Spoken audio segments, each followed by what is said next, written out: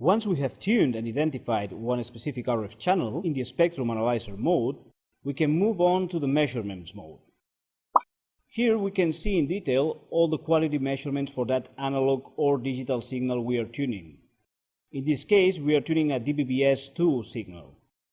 The measurements that will appear on the screen will depend on the type of signal we are tuning. Band is displaying the total power level received through the RF input, while power is the power level for the specific RF channel being tuned. Here we will find as well 3 sub-modes. In order to change from one sub-mode to another, we will need to press the Measurements Mode button.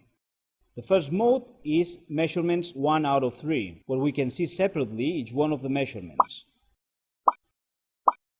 If we press again, we will go to the Measurements 2 out of 3, in which we can see all the measurements and the spectrum analyzer trace, plus the TV demodulated picture.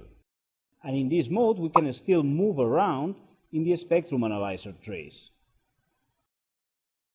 If we press again the Measurement Mode button, we will move to the Measurements 3 out of 3 screen, in which we can see simultaneously all the measurements for the signal we are tuning, plus all the modulation parameters for that signal.